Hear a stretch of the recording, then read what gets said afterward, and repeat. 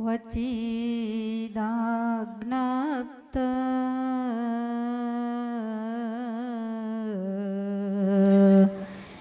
पीठकोन मानपादुकं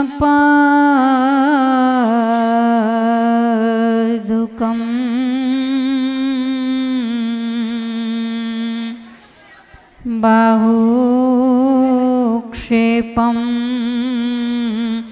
च कुरुते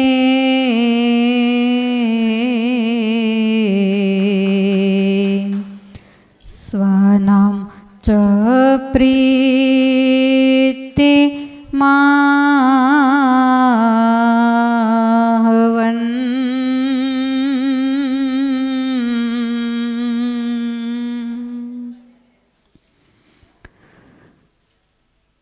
पवित्र અને પુણ્યવંતી ભરતખંડની આ ધરતીમાં અનેક જન્મના અંતે જ્યારે આ જીવાત્માને મોંઘો મનુષ્યનો જન્મ મળે છે ત્યારે વચનામૃતના નિયમ પ્રમાણે ભગવાનના સાધુ સંતો આ ધરતી ઉપર અવશ્ય વિચરતા હોય છે અને એનો જો આ જીવાત્માને યોગ થાય તો એના ભવના બંધન છૂટી જાય. બાકી આ ભરતખંડની ધરતીમાં આ જીવાત્મા કેટલીય વાર જન્મ્યો છે, કેટલીય વાર મર્યો છે, કેટલીય વાર માણસ બન્યો છે, કેટલીય વાર રંક અને રાજા બન્યો છે. અનેક પ્રકારની ઇન્દ્રપુરીના જેવી સુખ સાહેબીને આ જીવાત્માએ વારંવાર ભોગવી છે અને અનેક પ્રકારની દરિદ્રતાના દુઃખો પણ એણે ભોગવ્યા છે.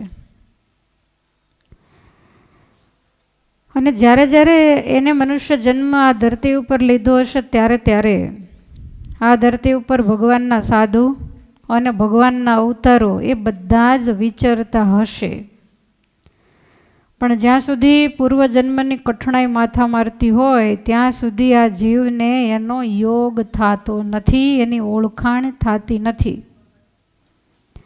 ક્યારેક ક્યાંક પૂર્વજન્મે માણસ હશું ત્યારે આપણા આંગણામાંથી કદાચ સંતો અને ઠાકોરજી નીકળ્યા હશે પણ આપણને ઓળખાણ નહીં હોય એટલે દરવાજા બંધ કર્યા હશે.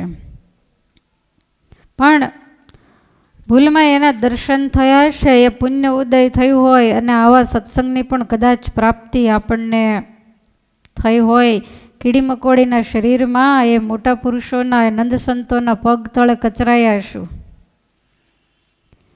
એને કારણે આવો સત્સંગ, આવા પ્રગટ ભગવાનની ઓળખાણ આપણને થઈ છે. આવા પવિત્ર તીર્થક્ષેત્રમાં આવી અને બેસવાનો મોકો આપણને મળ્યો છે. રાજકોટ મહિલા મંડળને હું વારંવાર એટલા માટે જ ધન્યવાદ આપું છું કે ભગવાને મગજ તો બધાને આપ્યા છે, બધાને અલગ અલગ પ્રકારની વિચારધારાઓ હોય, પણ વિચારો કર્યા પછી વિચાર તો શેખ ચલ્લીની જેમ બધાના મગજમાં ચાલતા જ હોય છે, કામ કરી નાખવું છે ને તેમ કરી નાખવું છે.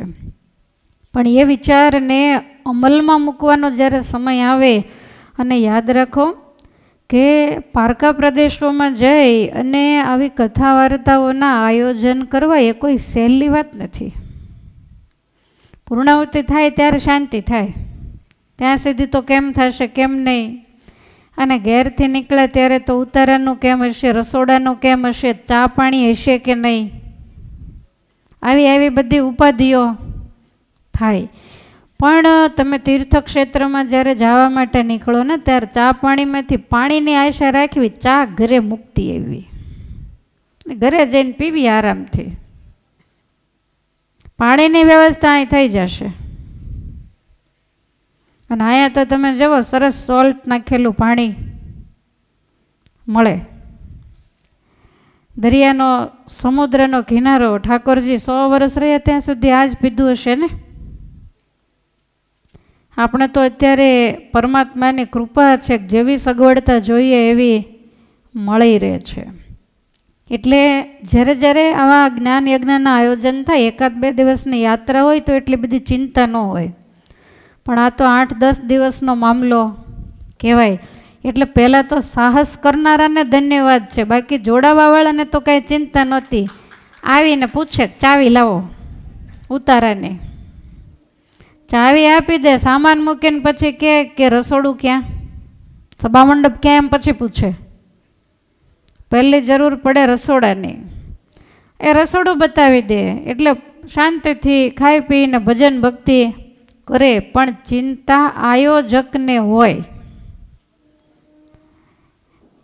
તમને તો હોય પણ મને ભેગી થાય કે આટલું બધું ભેગું કરવું, અને એમાંય પાછી આ બ્રહ્મચોરાશી, એટલે એનો કાંઈ 500 બ્રાહ્મણનો આંકડો કાંઈ નાનો ન થાય, 1.5 લાખ રૂપિયા થાય. એટલે એ કાંઈ સહેલું તો નથી જે બધું ભેગું કરો. હવે તમે દ્યો તો ભલે, તમને મગજમાં આવે ને મનમાં આવે તમે દ્યો, ન દ્યો તો પછી યજમાને કંઈક ખાંધા તો ભેગા કરવા જ પડશે ને. ખ્યાલ આવે છે? એ તો દ્વારકાનો ઠાકોર કરાવશે એની ચિંતા નથી, પણ કહેવાનો મતલબ કે એક શ્રોતા તરીકે જાવું અને એક આયોજક તરીકે અને યજમાન તરીકે જાવું, એ બેયમાં બહુ ફેર છે. અમે કાલ સાંજે દર્શન કરવા ગયા ત્યારે અમારા હરિભક્તોને હું એ જ કહેતી કે આ કથા સારી, તમારે કાંઈ ટેન્શન નહીં. હું તો રોજ ઘરના રસોડા લઈને મેનુ આપણે નૈમિષારણ્યમાં જોયું જ તું ને, રોજ નક્કી કરવું પડે કે શું બનાવશું ને વસ્તુ ક્યાં મળશે. સારા શાકભાજી પણ જ્યાં મળતા ન હોય. અને એક શ્રોતા તરીકે જો ગયા હોઈએ તો શાંતિથી ભજન ભક્તિ થાય ને રાતે નિરાતે ઊંઘ પણ આવી જાય. પણ ભગવાનનું બળ હોય ને, ભગવાનમાં જેને ભરોસો હોય એ વિશ્વાસ રાખી અને કામને આદરે, અને આદરા કોઈના અધૂરા રહેતા જ નથી. આદર તમારે કરવાનો અને પૂર્ણાવતી એની ઠાકોરજી કરી આપે. ભગવાનના કામ ભગવાન પૂરા કરે. તમે લાખો રૂપિયાના ખર્ચે લગ્ન પ્રસંગ માંડો છો તોય પૂરા કરે છે ને. તો આ તો એક તમારો સ્વાર્થનો સંબંધ છે સંસારનો, તો આ તો પરમાર્થનું કામ છે. તો પરમાર્થનું કામ ચોક્કસ ઠાકોરજી પૂરું કરે જ. તો આ દ્વારકાની પવિત્ર ભૂમિમાં આવી અને આપણે ભગવાન દ્વારકાધીશના જીવન ચરિત્રને ગાઈ રહ્યા છીએ. ભગવાન જીવાત્માઓના શ્રેય માટે, અધર્મનો નાશ કરવા માટે, અને ભગવાનની ભક્તિ કેવી હોય, ભગવાનનો ભક્ત કેવો હોય, એક મિત્ર કેવો હોય, આ ઘણા બધા રહસ્યો આપણને સમજાવવા માટે આ ભૂમંડળ ઉપર પધાર્યા છે. અને એ પરમેશ્વર વ્રજની અંદર રહી અને જે બાળચરિત્રોને કરે છે એને આપણે સાંભળી રહ્યા છીએ. છપૈયાની ધરતીમાં જઈને બેઠા હોઈએ તો ઘનશ્યામ ચરિત્ર સાંભળવાની મજા જેવી આવે એવી બીજે ક્યાંય ન આવે. એમ જ્યારે ભગવાન દ્વારકાધીશની ધરતીમાં આવીને જ્યારે બેઠા હોઈએ ત્યારે એના ચરિત્ર સાંભળવાનો પણ એક પ્રકારનો આનંદ હોય છે. પણ લેતા આવડે એ લે, બાકીના બધા પછી એમને એમ બેસે. કારણ કે તમારા ઘરે લગ્ન પ્રસંગ હોય ને તમે ખરીદી કરવા ગયા હોય તો લેનારું એક જ હોય, ભેગા 4-5 જોનારા હોય. એમ કાંઈ બધાય ગ્રાહક જ હોય એવું કાંઈ નથી હોતું. પણ આપણે તો અહીંયા બધાએ ગ્રાહક થઈને જ બેસવું.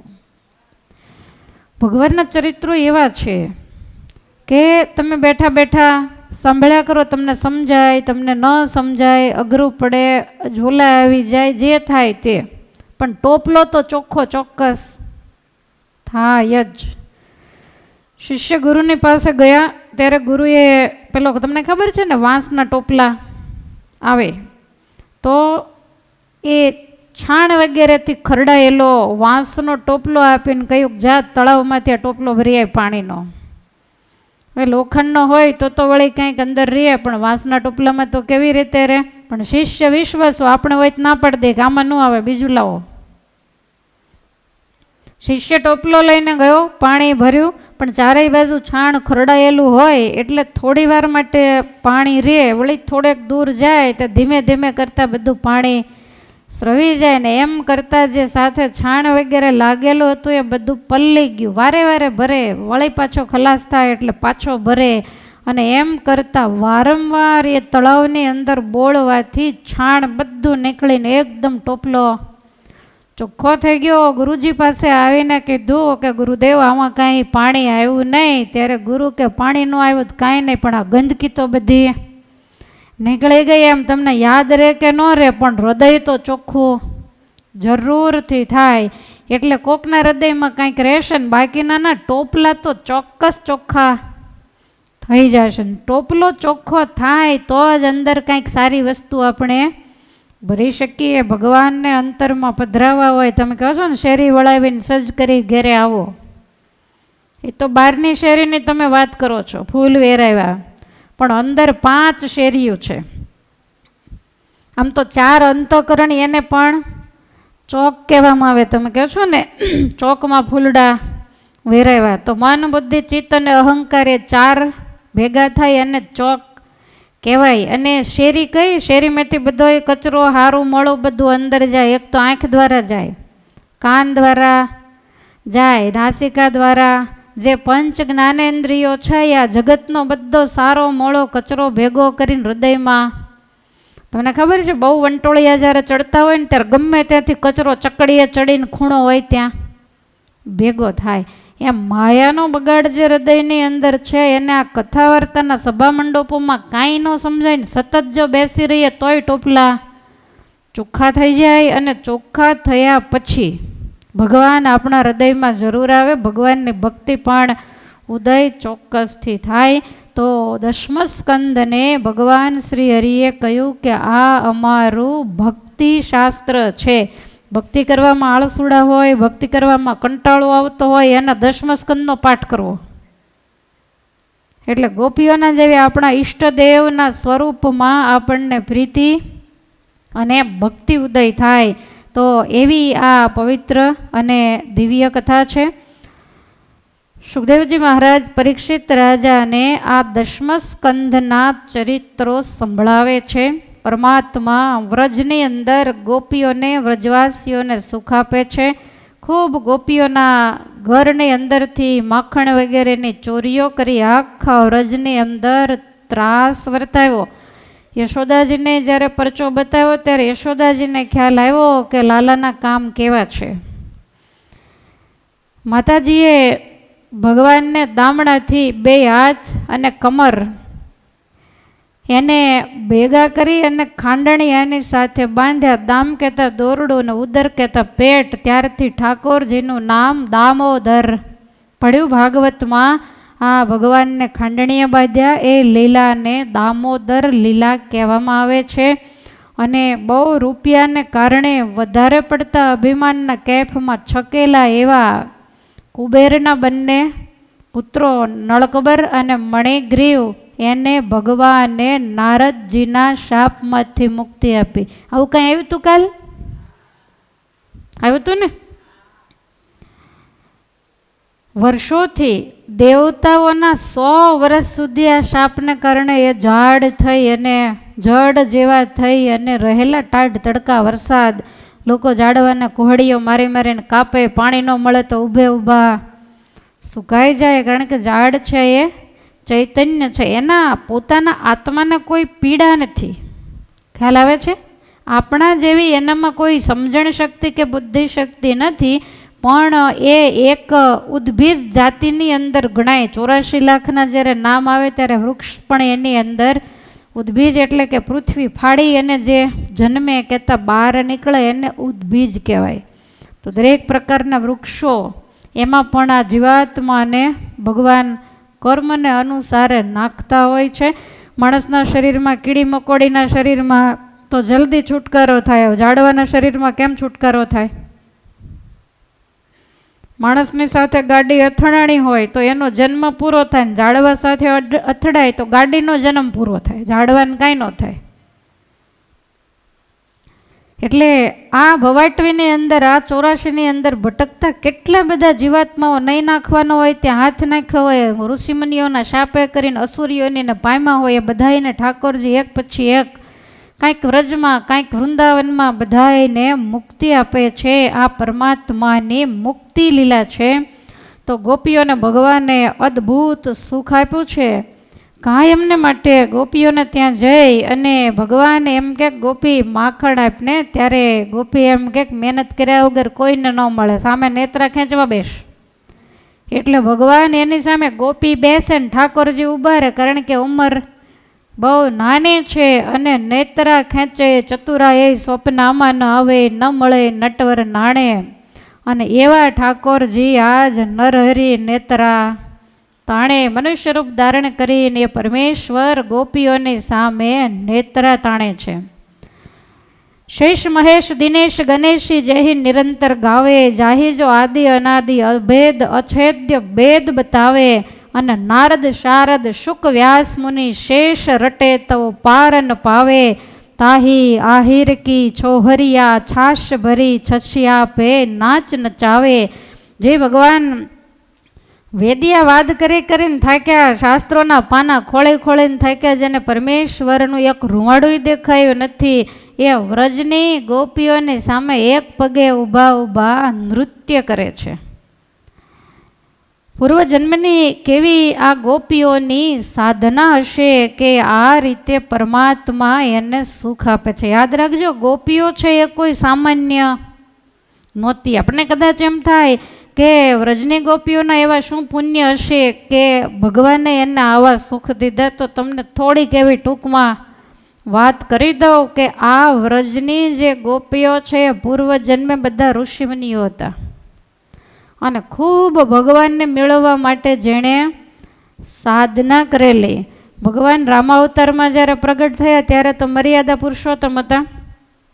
ઠાકોરજીને જોઈને અયોધ્યામાં ઘણાને મોહ થયેલો, પણ એને કાંઈ વતાવાય નહીં, આ તો રાજા ધીરાજ હતા. પછી ભગવાન જનકપુરની અંદર જ્યારે જનકપુર જોવા માટે નીકળ્યા 16 વર્ષની ઉંમરે, ત્યારે કેટલી બધી જનકપુરની સ્ત્રીઓ એવી હતી કે જેને પરમાત્માના સ્વરૂપમાં બહુ ચિત્ત ખેંચાણેલું.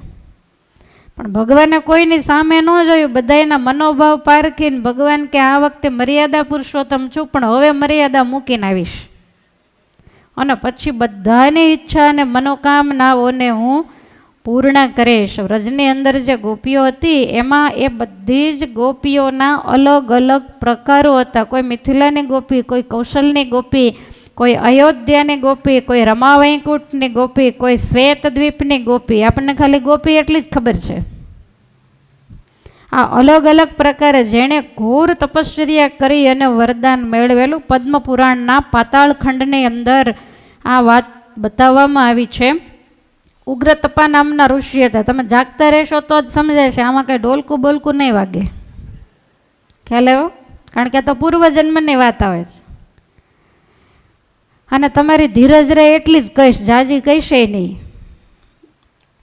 તો ઉગ્ર તપા નામના એક ઋષિ હતા જે અગ્નિહોત્રી અને મહાન તપસ્વી હતા. એણે ઘોર તપશ્ચર્યા કરી, પંચદશાક્ષર મંત્રનો જપ કરી અને નવલકિશોર એવા શ્યામ સુંદર ભગવાનનું ધ્યાન કરેલું. અને એ જે ઋષિ એ 100 કલ્પ પછી, સાંભળો છો ને, 100 કલ્પ પછી સુનંદ નામના ગોપને ઘેર જન્મ, એનું નામ પડ્યું સુનંદા નામના ગોપી. પહેલી વાત તો એ કે 100 કલ્પ પછી, હવે કલ્પ એટલે શું? ભાગવતજીના 3જા સ્કંદમાં આ બધી વાત બતાવી છે. 4 યુગના બ્રહ્માજીએ વિભાગ કર્યા. કેટલા યુગ છે? 4 યુગ. એ 4 યુગને અલગ અલગ વરસ આપ્યા. કળિયુગના 4,32,000. એવી જ રીતે દ્વાપર યુગના 8,64,000, ત્રેતાયુગના 12,96,000 અને સતયુગના 17,28,000. આ 4 યુગના વર્ષનો સરવાળો થાય એને ચોકડી કહેવામાં. 4 યુગની એક ચોકડી. હવે એવી 71 ચોકડીનું એક મન્વંતર થાય અને 14 મન્વંતરનો એક કલ્પ થાય, આવા 100 કલ્પ સુધી એણે ભગવાનને મેળવવા તપ કર્યું. ત્યારે એ સુનંદ નામના ગોપને ત્યાં સુનંદા નામથી જન્મ્યા. હવે આ કાંઈ નાની એવી વાત છે? એક 11 આવી હોય તો ઉપાધિના પાર નથી રહેતા. 11 માર્કેટ જાય ત્યારે ધ્યાન લીંબુ સામે જ હોય, પણ કાંઈ આખી માર્કેટમાં હોય એટલા લીંબુ પીવાના ન હોય અને ઘરમાં પડ્યા જ હોય, પણ છતાંય મન દોડ્યા કરે. તમે વિચારો કે કેટલા વર્ષ સુધી એણે સાધના કરી હશે. તો આપણા 4 અબજ ને 32 કરોડ વર્ષ થાય ત્યારે એક કલ્પ થાય. એવા કેટલા કલ્પ? 100 કલ્પ સુધી તપ કર્યું ને ત્યારે વ્રજમાં ગોપી થવાનો ભાગ્ય એને પ્રાપ્ત થયું છે. એક સત્યતપા નામના મુનિ હતા. એમણે સૂકા પાંદડા ખાઈને, લીલા નહીં, સુકાઈ ગયેલા પાંદડા ખાઈ દશાક્ષર મંત્રનો જપ કરી અને રાધાજીના બંને હાથ પકડીને નૃત્ય કરતા ભગવાન શ્રી કૃષ્ણચંદ્રનું ધ્યાન કરેલું. અને એ 10 કલ્પ પછી સુભદ્ર નામના ગોપની કન્યા સુભદ્રા થયા. હરિધામા નામના એક ઋષિ હતા. નિરાહાર રહી અને ક્લીમ કાંબિજથી યુક્ત વિંશાક્ષરી મંત્રનો જપ કરી માધવી મંડપમાં પાંદડાની કોમળ શૈયામાં પોઢેલા યુગલ સરકારનો એ ધ્યાન કરતા રાધાકૃષ્ણનો 3 કલ્પને અંતે સારંગ નામના ગોપને ત્યાં જન્મ, જેનું નામ પડ્યું રંગવેણી. આ બધા નામ તો સાંભળ્યા છે ને ગોપીઓના. જાબાલી નામના એક બ્રહ્મજ્ઞાની ઋષિ હતા. અને આ ઋષિએ વનની અંદર ભગવાનના ચરણ કમળની પ્રાપ્તિ માટે પુરુષોત્તમ નારાયણનું ધ્યાન કરી અને વર્ષોના વર્ષો સુધી સાધના જ્યારે એમણે કરી, ત્યારે એ પ્રચંડ નામના ગોપને ઘેર ચિત્રગંધા થઈને જન્મા. ચિત્રગંધા એક ગોપીનું નામ છે. કુશધ્વજ નામના જે ઋષિ હતા, તો એના પુત્ર સુચિસ્રવા, તો એમણે શીર્ષાસન કરીને, યાદ રાખો પલોઠી વાળીને નહીં, કેવી રીતે? શીર્ષાસન. ખબર પડે ને શીર્ષાસનમાં પગ ઊંચા હોય ને મસ્તક નીચું હોય. એમને એમ કાંઈ પલોઠી વાળે આ મળે એવા સોંઘા નથી. એટલે આ રીતે શીર્ષાસન કરી અને પરમાત્માના મંત્રનો જપ કરી અને પરમાત્માનું ધ્યાન કર્યું. એક કલ્પ પછી એવો વ્રજમાં સુધીર નામના ગોપને ઘેર જન્મ્યા. આ તમામ ગોપીઓ આવી પૂર્વજન્મની સાધનાઓ કરીને આવેલી હતી, ત્યારે એને ભગવાનની પ્રાપ્તિ થઈ છે. આ તો ઘરે દીકરી જન્મે એટલે નામ પડે ગોપી, પણ ગોપી થવું બહુ જ અઘરું છે. ઠીક છે, એ બાને આપણે ગોપીઓને યાદ કરીએ ને ભગવાનને બહુ વાલી એવી ગોપીઓ એનું નામ આપણે લઈએ. તમારી ગોપી પછી જેવી નીકળે એવી, પણ આ બધાની ગાથાઓ તો શાસ્ત્રની અંદર લખાઈ ગઈ છે. તો આ રીતે ભગવાન આ બધા ઋષિમુનિઓને, તમને ક્યારેય નહીં વિચાર આવતો હોય, મને બહુ આવે કે આવા સમર્થ હોવા છતાંય મા બાપે કંઈ ઓછા દુઃખ તો નહોતા જ સહન કર્યા. વસુદેવ અને દેવકીએ તો આ વ્રજમાં ગાયો ચરાવવા ને ગોપીઓના મટકા ફોડવા 11 વર્ષ શું કામ ગયા હશે? મા બાપને વળી પાછા 11 વર્ષ સુધી હેરાન કર્યા. પણ આ લોકો કેટલી સાધના કરીને આવેલા, એને સાધનાનું ફળ દેવા માટે ભગવાન ગોકુળમાં જઈ મા બાપને રડાવી અને ત્યાં ગોપીઓને સુખ આપી રહ્યા છે.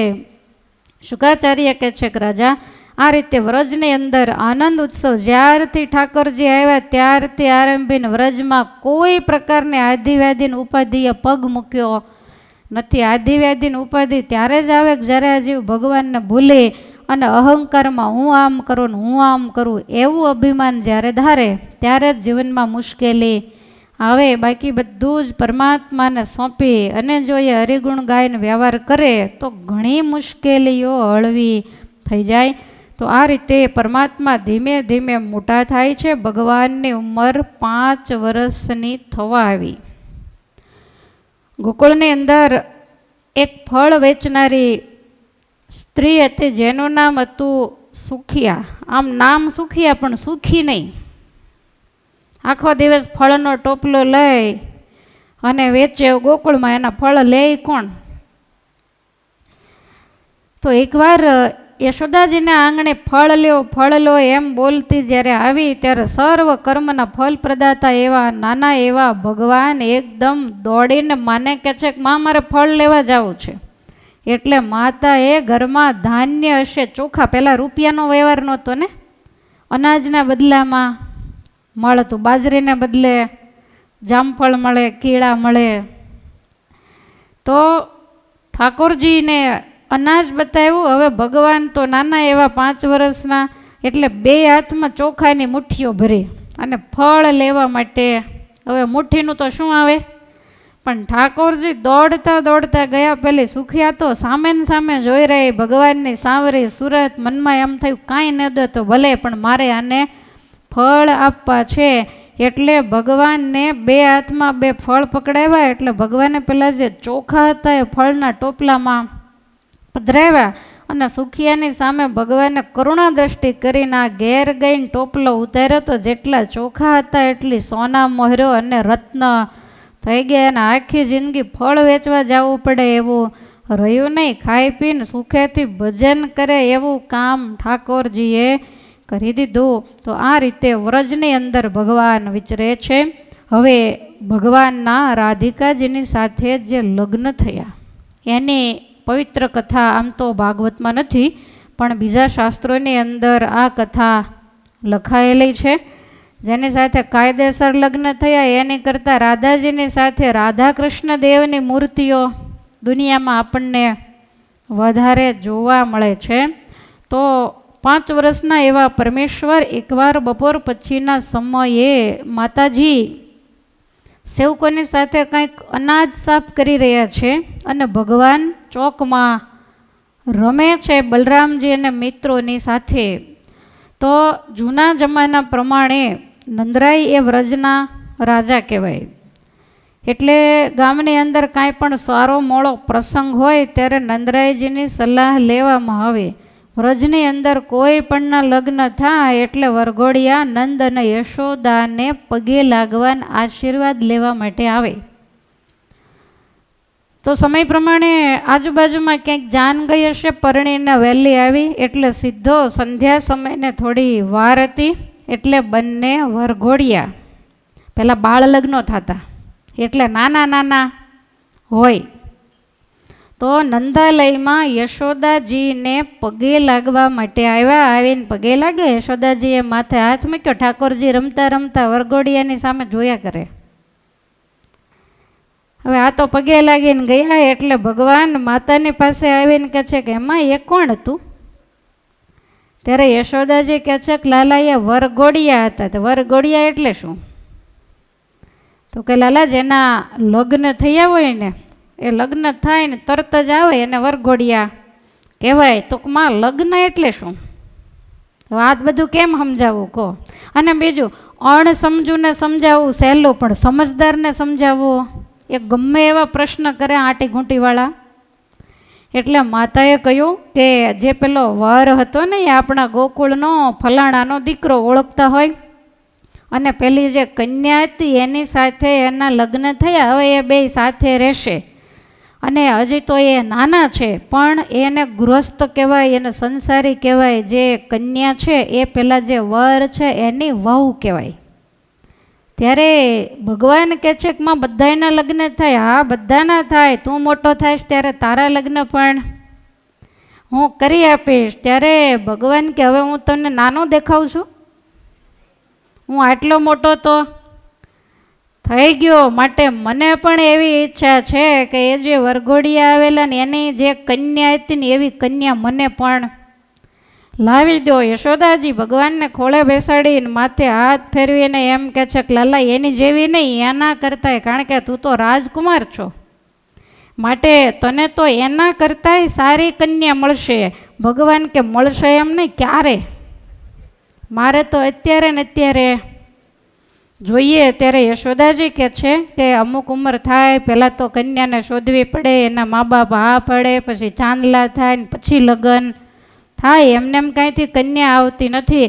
માટે તું જ્યારે મોટો થાયશ ત્યારે હું તને લાડે કોડે પરણાવીશ. ભગવાન તો ધૂળમાં માંડે આળોટવા. બે ચરણ માટીમાં માંડ્યા ઘસવા, મોટો થાવ ત્યારે નહીં, મને અત્યારે ને અત્યારે કન્યા લાવી દે. યશોદાજી થોડાક આંખો કાઢીને કહે છે કે લાલા, આ કાંઈ થોડા ઢીંગલા પોતિયાની રમત છે કે હું તને લાવી દઉં? મોટો થાય છે અને તારા બાબા આવે ત્યારે તું એને કહેજે, ભગવાન કહે છે કે માં કાન ખોલીને સાંભળી જ લે, કન્યા લાવી દે ને પછી જ પાણી પીશ.